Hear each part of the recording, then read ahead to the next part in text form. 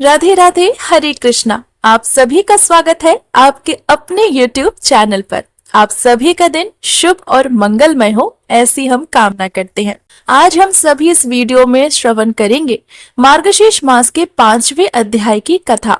यह मार्गशीर्ष मास भगवान श्री कृष्ण को इतना प्रिय है कि उन्होंने गीता में उपदेश देते समय अपने आप को महीनों में मार्गशीर्ष बताया है। इस महीने भगवान श्री कृष्ण की भक्ति, उपासना, जप तप करने से भगवान इतने प्रसन्न हो जाते हैं कि वे स्वयं अपने आप को भी अपने भक्तों पर अर्पित कर देते हैं। इसमें जरा सा भी संदेह नहीं करना चाहिए। इसीलिए हम प्रतिदिन आप सभी के लिए ला रहे हैं मार्गशीर्ष मास के महत्व की कथाएं, जिसे आप सभी सुनकर अंत तक पूरा सुने और पुण्य फल की प्राप्ति करें। साथ के साथ भगवान श्री कृष्ण की भक्ति में एक कदम और आगे बढ़ाएं। तो चलिए आज हम लोग रसपान करते हैं मार्गशीर्ष मास के 5वें अध्याय की कथा। इससे पहले के अध्याय में हम सब ने श्रवण किया कि सभी देवता देवी पृथ्वी की पुकार सुनकर उनकी पीड़ा को देखते हुए भगवान श्री हरि विष्णु के पास पहुंचते हैं। तब भगवान श्री हरि विष्णु उन्हें गोलोक धाम वृंदावन में जाने की सलाह देते हैं। तब सभी देवतागण वृंदावन पहुंचते हैं। वहां उन्होंने सुंदर सुंदर दृश्य देखे। अलौकिक छटाओं को देखकर वे बड़े आश्चर्यचकित होते हैं। फिर वहां उन्होंने गोपियों के दर्शन किए।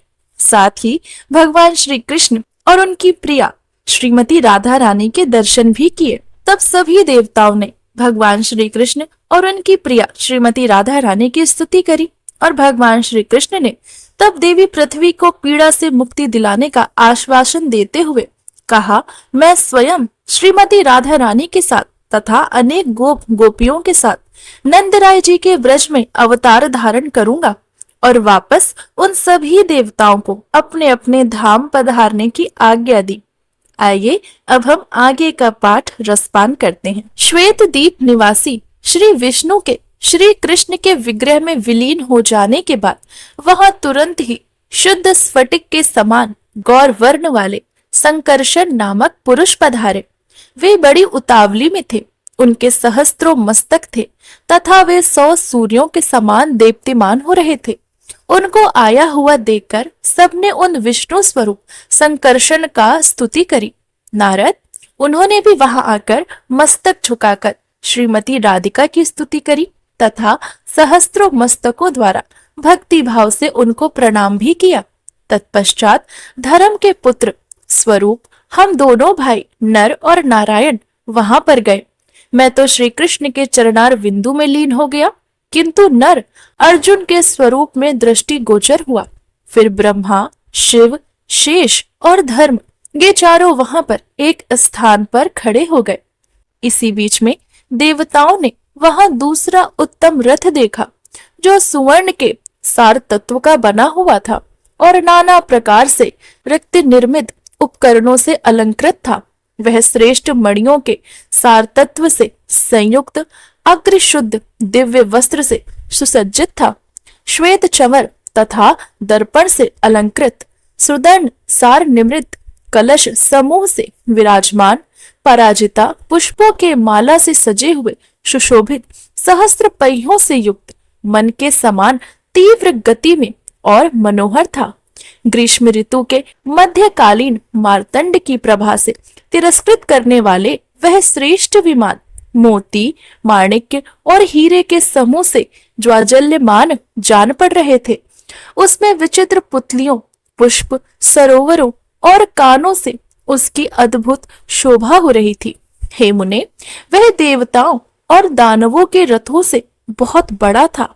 भगवान शंकर की प्रसन्नता के लिए विश्वकर्मा ने यत्न पूर्वक उस दिव्य रथ का निर्माण किया था। वह 50 योजन ऊंचा और 4 योजन विस्तृत था। रतिशय्या में युक्त सैकड़ों प्रसाद उसकी शोभा बढ़ा रहे थे। उस विमान में बैठी हुई मूल प्रकृति ईश्वरी देवी दुर्गा को भी देवताओं ने देखा, जो रत्नमय अलंकारों से विभूषित थी और अपनी दिव्य दीप्ति में से तन्मय हुए सुवर्ण के सार भाग की प्रभा अपहरण कर रही थी। उन अनुपम तेज स्वरूप का देवी के सहस्त्रों भुजाएं थी और उनमें भांति भांति के आयुध शोभा पा रहे थे। उनके प्रसन्न मुख पर मंद हंसी की छटा छा रही थी। वे भक्तों पर कृपा करने के लिए कातर दिखाई दे रही थी। उनके गंधस्थल और कपोल उत्तम रत्नमय कुंडलों से उद्भासित थे। प्रफुल्ल मालती की माला से अलंकृत वेणी धारण करने वाली वे देवी बड़ी ही सुंदर थी। गरुण की चोंच के समान नोकीली नासिका के अग्रभाग में लटकती हुई गुंज मुक्ताली बुलाक अपूर्व छटा बिखेर रही थी। अग्रशुद्ध एवं अत्यंत दीप्तिमान वस्त्र में वे उत्भसित हो रही थी और दोनों पुत्र के साथ सिंह की पीठ पर बैठी हुई थी। उस रथ से उतरकर पुत्रों सहित देवी ने शीघ्रता पूर्वक श्री कृष्ण को प्रणाम किया। फिर वे एक श्रेष्ठ आसन पर बैठ गईं। इसके बाद गणेश और कार्तिकेय ने परात्पर श्री कृष्ण, शंकर, धर्म, संकर्षण और ब्रह्मा जी को नमस्कार किया। वे दोनों देवेश्वरों को निकट आया देखकर वे सभी देवता उठकर खड़े हो गए। उन्होंने आशीर्वाद दिया और दोनों को अपने पास बिठा लिया। देवता बड़ी प्रसन्नता के साथ गणेश और कार्तिकेय के साथ उत्तम वार्तालाप करने लगे। उस समय देवता और देवी उस सभा में श्री हरि के सामने बैठ गए। उन्हें देख बहुसंख्यक गोप और गोपियां आश्चर्य से चकित हो रही थी। तदनंतर श्री कृष्ण के मुखारविंदों पर मुस्कुराहट खेलने लगी। वे लक्ष्मी से बोले, सनातनी देवी, तुम नाना रत्नों से संपन्न भीष्म के राजभवन में जाओ और वहां विदर्भ देश की महारानी से उदर से जन्म धारण करो। साध्वी देवी, मैं स्वयं कुंडलीपुर में जाकर तुम्हारा पाणी ग्रहण करूंगा। वे रमा आदि देवियां पार्वती को देखकर शीघ्र ही उठकर खड़ी हो गईं। उन्होंने ईश्वर को रमणीय रत्न सिंहासन पर बिठाया। विप्रवर नारद, पार्वती, लक्ष्मी और सरस्वती ये तीनों देवियां परस्पर यथोचित कुशल प्रश्न करके वहां एक आसन पर बैठी। वे प्रेम पूर्वक गोप कन्याओं से वार्तालाप करने लगी। कुछ गोपियां बड़ी प्रसन्नता के साथ उनके निकट बैठ गईं।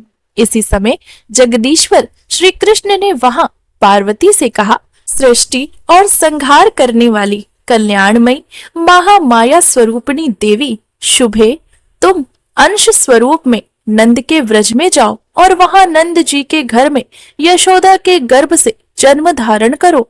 मैं भूतल पर गांव गांव में तुम्हारी पूजा करवाऊंगा। समस्त भूमंडल में, नगरों में और वनों में मनुष्य वहां की अधिष्ठात्री देवी के स्वरूप में भक्ति भाव से तुम्हारी पूजा करेंगे और आनंद पूर्वक नाना प्रकार के द्रव्यों तथा दिव्य उपहार तुम्हें अर्पित करेंगे। हे शिवे, तुम ज्यों ही भूतल का स्पर्श करोगी त्यों ही मेरे पिता वसुदेव यशोदा के सुतिकाकार में जाकर मुझे वहां स्थापित कर देंगे और तुम्हें लेकर चले जाएंगे। कंस का साक्षात्कार होने मात्र से तुम पुनः शिव के समीप चली आओगी और मैं भूतल का भार उतार कर अपने धाम को आ जाऊंगा। ऐसा कहकर तुरंत ही 6 मुख वाले स्कंद से श्री कृष्ण बोले, वत्स सुरेश्वर, तुम अंश रूप में भूतल पे जाओ और जगदम्बिके के गर्भ से जन्म धारण करना। वहां देवता अपने अंश से पृथ्वी पर जाएंगे और जन्म ले। मैं निश्चय ही पृथ्वी का भार हरण करूंगा। नारद ऐसा कहकर राधिका नाथ श्रेष्ठ सिंहासन पर बैठे। फिर देवता, देवियां, गोप और गोपियां भी वहां बैठ गईं। इसी बीच में ब्रह्मा जी श्री हरि के सामने उठकर खड़े हो गए और हाथ जोड़कर विनय पूर्वक उन जगदीश्वर से बोले। ब्रह्मा जी ने कहा, हे प्रभु, इस सेवक के निवेदन पर भी ध्यान दीजिए। हे महाभाग, आज्ञा कीजिए कि भूतल पर किसके लिए कहाँ क्या स्थान होगा। स्वामी ही सदा सेवकों का भरण पोषण और उद्धार करने वाला है। सेवक वही है जो सदा भक्ति भाव से प्रभु की आज्ञा का पालन करता है। कौन देवता किस स्वरूप में अवतार लेंगे, देवियां भी किस कला से अवतरित होंगी, भूतल पर कहाँ किसका निवास स्थान होगा और वह किस नाम से ख्याति प्राप्त करेंगे। ब्रह्मा जी की यह बात सुनकर जगदीश्वर श्री कृष्ण ने इस प्रकार उत्तर दिया, भगवान श्री कृष्ण बोले, ब्रह्मा, जिसके लिए जहाँ स्थान होगा वह विदित बता रहा हूँ, सुनो। कामदेव रुक्मणी के पुत्र होंगे तथा शंभासुर के घर में जो छाया रूप से स्थित है, वहां सती मायावती के नाम से प्रसिद्ध रति उनकी पत्नी होंगी। तुम उन्हें रुक्मणी नंदन प्रद्युम्न के पुत्र होगे और तुम्हारा नाम अनिरुद्ध होगा। भारती शोणितपुर में जाकर बाणासुर की पुत्री होंगी। जगदीश्वर अनंत देवकी के गर्भ से आकृष्ट हो रोहिणी के गर्भ से जन्म लेंगे। माया द्वारा उस गर्भ का संकर्षण होने से उसका नाम संकर्षण होगा। सूर्य तनया यमुना गंगा के अंश के साथ भूतल पर कालंदी नामावली पटरानी होंगी। तुलसी आधे अंश रूप से राजकन्या लक्ष्मणा के स्वरूप में अवतरित होंगी। वेद माता सावित्री नृगज्योतिका पुत्री सती सत्य के नाम से प्रसिद्ध होंगी। वसुधा सत्यभामा और देवी सरस्वती शैव्य होंगी। रोहिणी राजकन्या मित्रविंदा होंगी। सूर्य पत्नी संध्या अपनी कला से जगत गुरु की पत्नी रत्नमाला होंगी। स्वाहा एक अंश में सुशीला के स्वरूप में अवतरित होंगी। ये रुक्मणी आदि 9 स्त्रियां हुई। इनके अतिरिक्त पार्वती अपने आधे अंश से जगदम्बवती होंगी। ये 10 पटरानियां बताई गई हैं। समस्त देवताओं के अंश भूतल पर जाएं। ब्रह्मा, वे राजकुमार होकर युद्ध में मेरे सहायक बनेंगे। कमला की कला से 16,000 राजकन्याएं प्रकट होंगी। वे सब की सब मेरी रानियां बनेंगी। वे धर्मदेव अंश रूप से पांडुपुत्र युधिष्ठिर होंगे। वायु के अंश से भीमसेन का और इंद्र के अंश से साक्षात अर्जुन का प्रादुर्भाव होगा। अश्विनी कुमारों के अंश से नकुल और सहदेव प्रकट होंगे। सूर्य अंश वीर अवतरण कर्ण को होगा। साक्षात यमराज विदुर होंगे। कालिका अंश दुर्योधन, समुद्र का अंश शांतनु, शंकर जी का अंश अश्वत्थामा और अग्नि का अंश द्रोण होगा। चंद्रमा का अंश अभिमन्यु के रूप में प्रकट होगा। स्वयं वसु देवता भीष्म होंगे। कश्यप के अंश में वसुदेव और अदिति के अंश में देवकी होंगे। वसु के अंश में नंद गोपाल प्रादुर्भाव होंगे। वसु की पत्नी यशोदा होंगी। कमला के अंश से द्रौपदी होंगी, जिसका प्रादुर्भाव यज्ञ कुंड से होगा।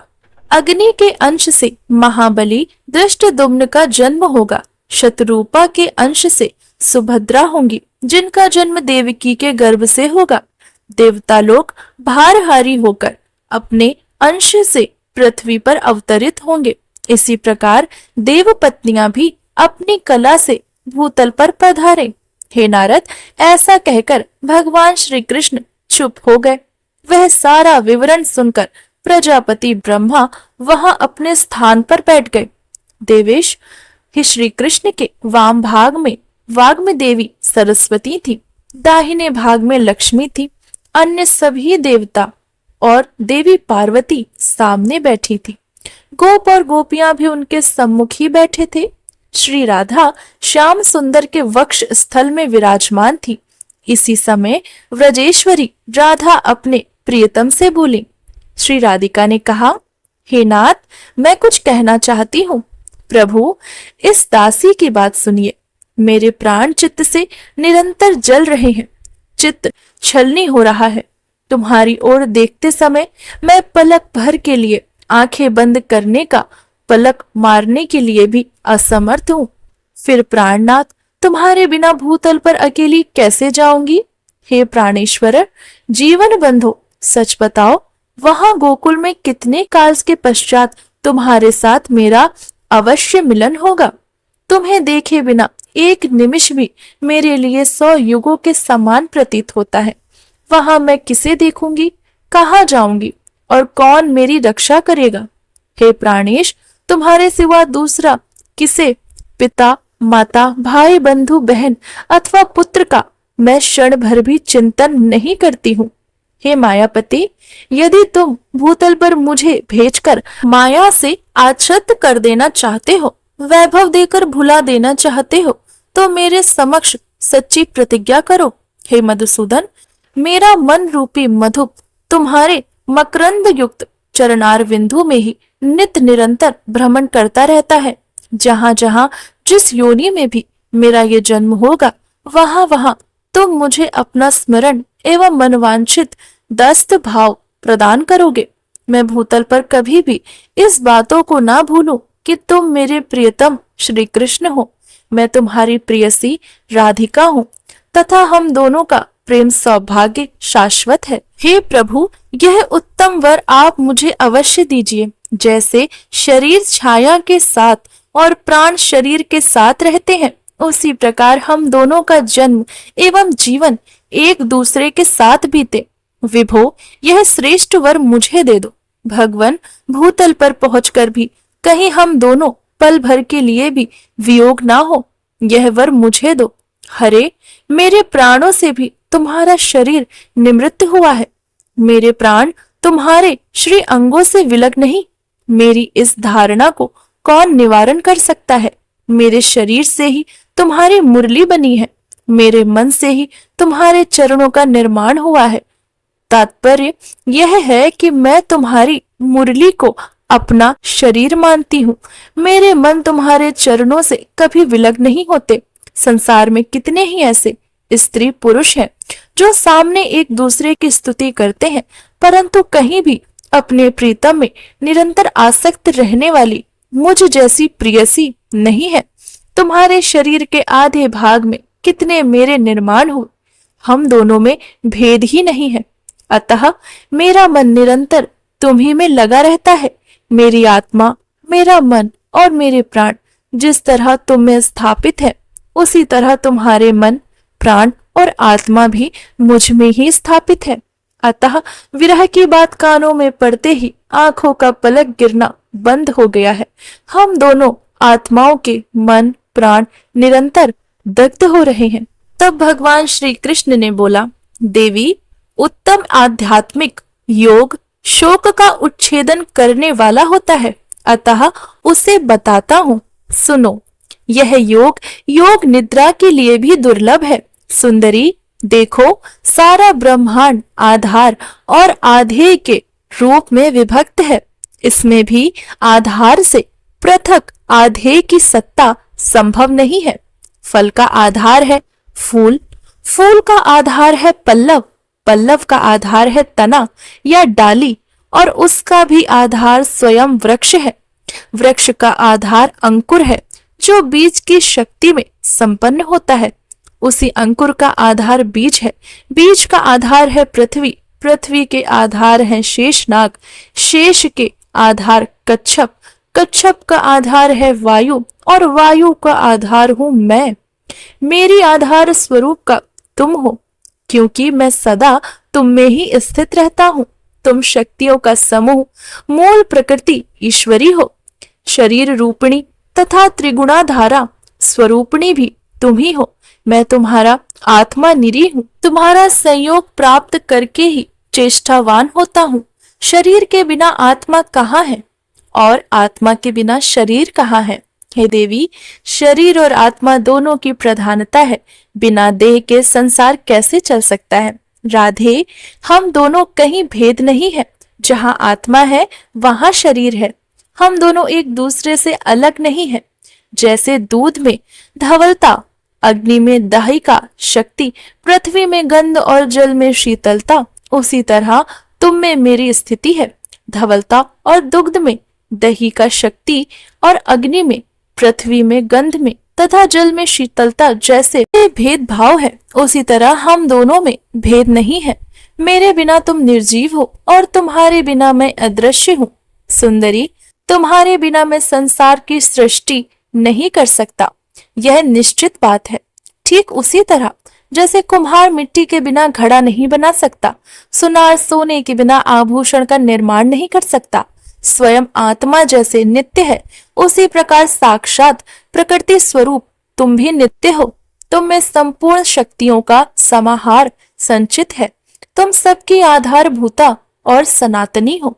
लक्ष्मी, सरस्वती, पार्वती, ब्रह्मा, शिव, शेषनाग और धर्म, ये सब मेरे प्राणों के समान है, परंतु तुम मुझे प्राणों से भी बढ़कर प्यारी हो।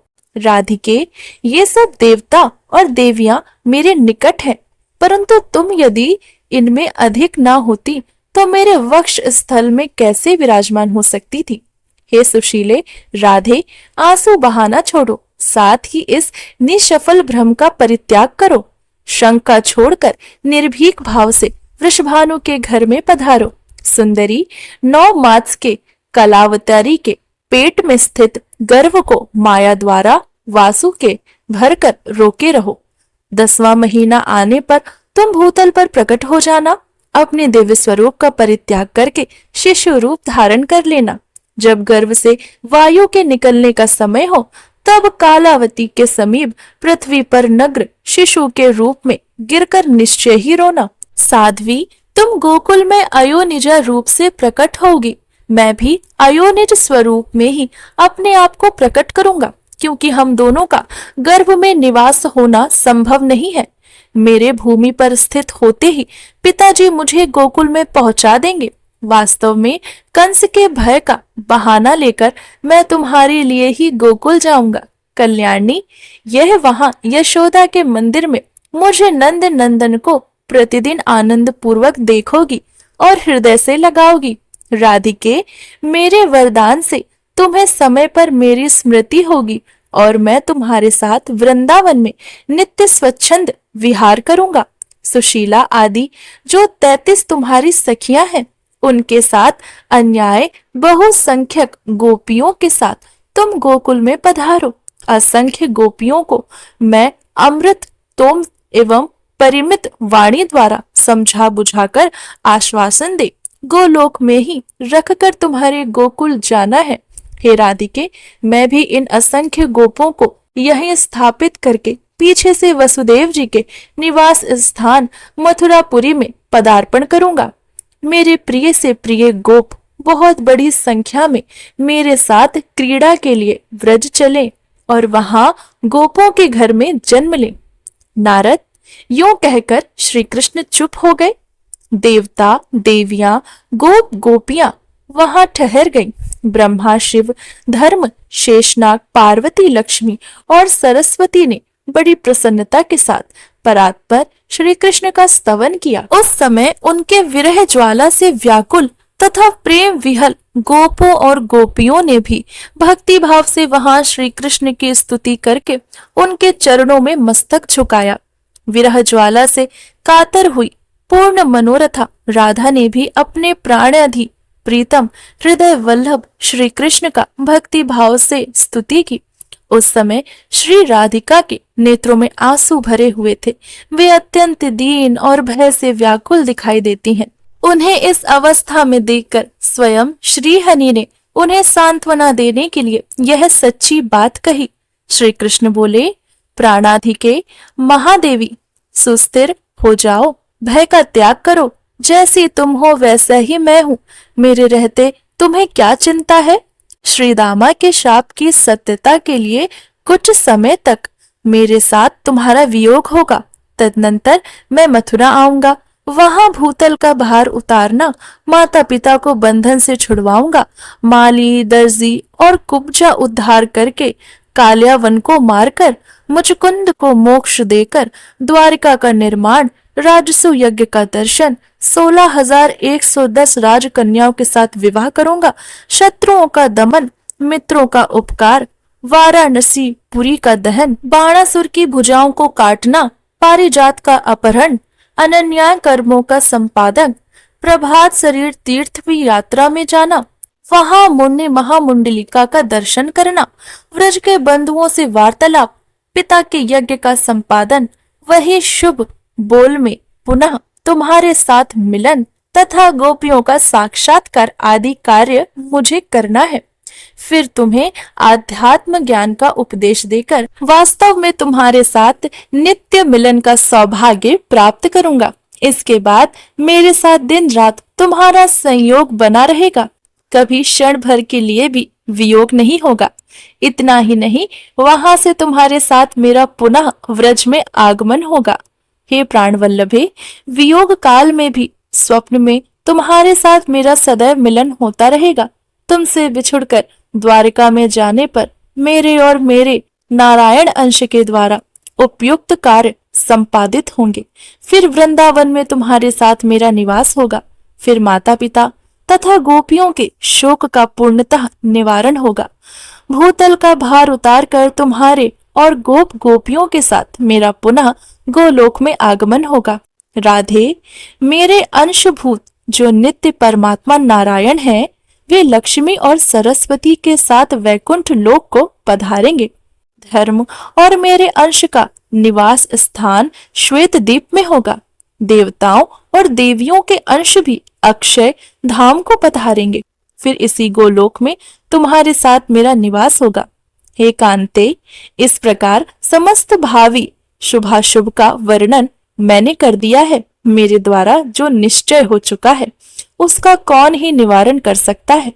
तदनंतर श्री हरि ने देवताओं और देवियों से समय उचित बात कही। देवताओं, अब तुम लोग भावी कार्य की सिद्धि के लिए अपने अपने स्थान को जाओ। पार्वती, तुम अपने दोनों पुत्रों तथा स्वामी के साथ कैलाश जाओ। मैं जो कार्य तुम्हारे जिम्मे लगाया है वह सब यथा समय पर पूरे होंगे। हे व्रजेश्वरी राधे, श्री गणेश को छोड़कर शेष छोटे बड़े सभी देवताओं और देवियों का काला द्वारा भूतल पर अवतरण होगा। तदनंतर लक्ष्मी, सरस्वती तथा श्री राधा सहित पुरुषोत्तम श्री हरि को भक्ति भाव से प्रणाम करके सब देवता आनंद पूर्वक अपने अपने स्थान को चले गए। श्री हरि ने जिस कार्य का आयोजक किया था उसे सफल बनाने के लिए वे व्यस्त पूर्वक भूतल पधारे, क्योंकि स्वामी का बताया हुआ स्थान देवताओं के लिए भी दुर्लभ होता है। श्री कृष्ण ने राधा से कहा, प्रिय, तुम पूर्व निश्चित गोप गोपियों के समुदाय के साथ वृषभानु के निवास गृह में पधारो। मैं मथुरापुरी में वसुदेव के घर जाऊंगा। फिर कंस के भय का बहाना बनाकर गोकुल में तुम्हारे समीप आ जाऊंगा। लाल कमल के समान नेत्र वाली श्री राधा श्री कृष्ण को प्रणाम करके प्रेम वंचित वन से भय से कातर हो उनके सामने फूट फूट कर रोने लगी। वे ठहर ठहर कर कभी कुछ दूर तक जाती और जा जाकर बार बार लौट आती। लौटकर पुनः श्री हरि का मुख निहारने लगती।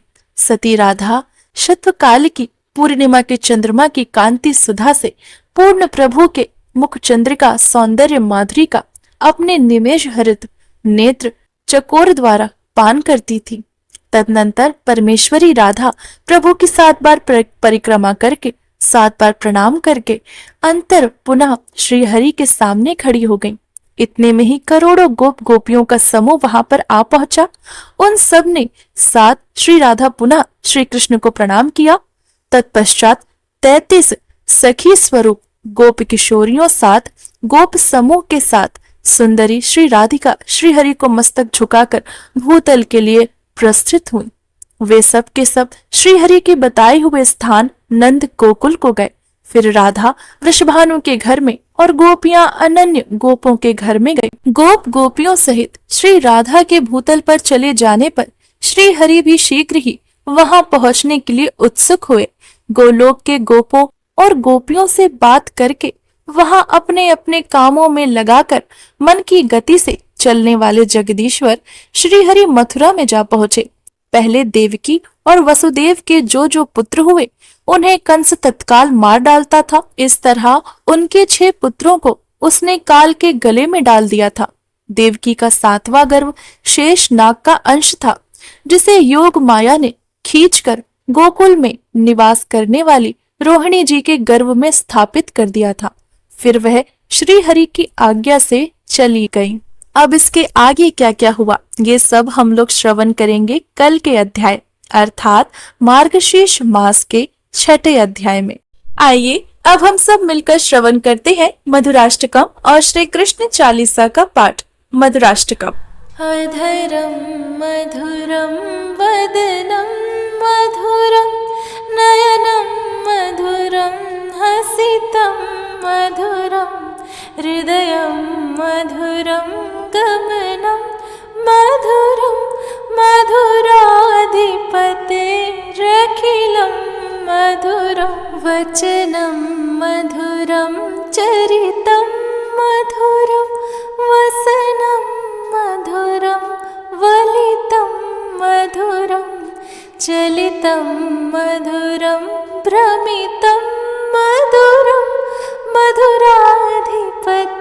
मधुराधिपतिरखिलं मधुरं वेणु मधुरो रेणु मधुरो पाणि मधुरो पाद मधुरो नृत्यं मधुरं सख्यं मधुरं मधुराधिपतिरखिलं मधुरं गीतं मधुरं पीतं मधुरं भुक्तं मधुरं सुप्तं मधुरं रूपं मधुरं तिलकं मधुरं मधुराधिपतिरखिलं मधुरं कर्णं मधुरं तरणं मधुरं हरणं मधुरं रमणं मधुरं वमितं मधुरं शमितं मधुरं मधुराधिपतिरखिलं मधुरं गुञ्जा मधुरा माला मधुरा यमुना मधुरा वीची मधुरा सलिलं मधुरं कमलं मधुरं मधुराधिपतिरखिलं मधुरं गोपी मधुरा लीला मधुरा युक्तं मधुरं भुक्तं मधुरं दृष्टं मधुरं शिष्टं मधुरं मधुराधिपतिरखिलं मधुरं गोपा मधुरा गावो मधुरा यष्टि मधुरा सृष्टि मधुरा दलितं मधुरं फलितं मधुरं मधुराधिपतिरखिलं मधुरं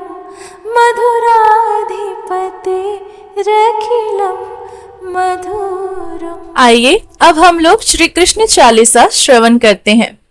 वंशी शोभित कर मधुर नील जलद तन श्याम अरुण अधर जनु बिमल फल पीतांबर शुभ साज जय मनमोहन मदन छवि कृष्ण चंद्र महाराज करहु कृपा हे रवि तनय रखौ जन की लाज।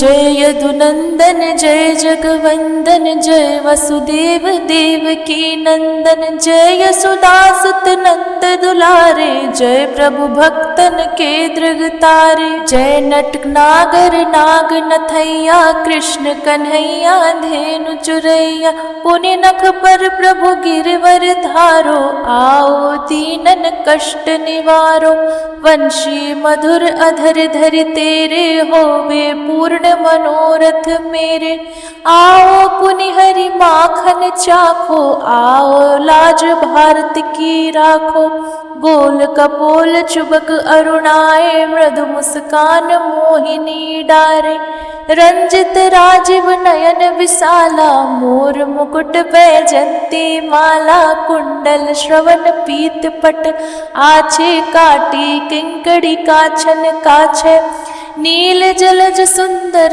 तनु सोहे छविल किशोर नर मुनि मन मोहे मस्तक तिलक अलंक धुरधारे आवो कृष्ण बांसुरी वारे करि पै पान पूत नहीं तार्यो अका बका कागासुर मार्यो मधुबन जलत अग्नि जब ज्वाला भय शीतल लखित नहीं नंद लाला सुरपति जब ब्रज चढ़ायो रिसाई मसुर थाल वारे विषाई लगत लगत ब्रज चहन बहायो गोवर्धन नख धारी बचायो लख जमुना मन भ्रमाधिकाई मुख मह 14 भुवन दिखाई दुष्ट कंस अति उधम मचायो कोटि कमल जब फूल मंगायो नाथ काली है जब तुन लीनो, चरण चिन्ह दय निर्भय कीन्हो।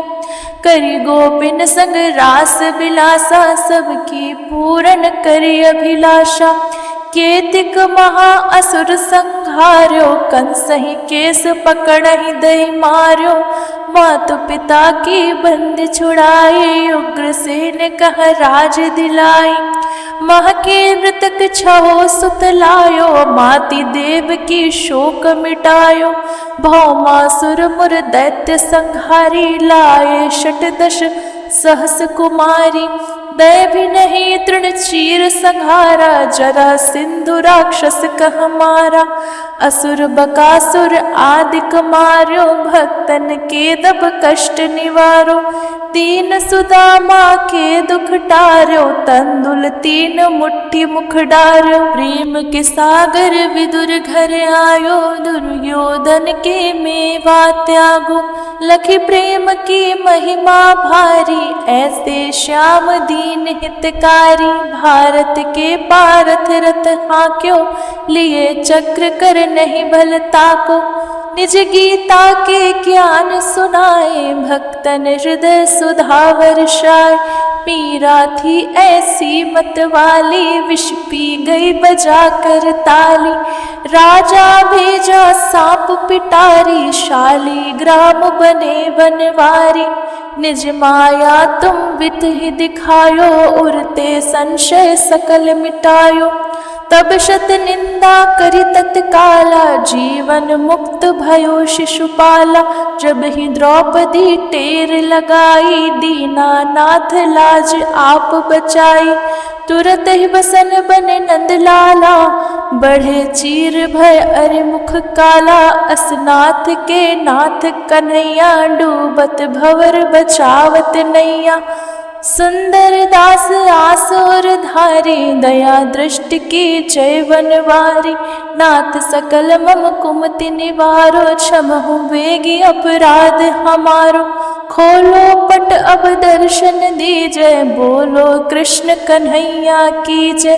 बोलो कृष्ण कन्हैया की जय, बोलो कृष्ण कन्हैया की जय। यह चालीसा कृष्ण का पाठ करे उरधारी, अष्ट सिद्धि नव निधि फल लहे पदारथ चारी। तो ये थी आज के अध्याय की कथा, साथ साथ मधुराष्टकम और श्री कृष्ण चालीसा का पाठ। हमारे साथ जुड़े रहने के लिए बहुत बहुत धन्यवाद। आप सभी का दिन मंगलमय हो, ऐसी हम कामना करते हैं। हरे कृष्णा, जय श्रीमन नारायण।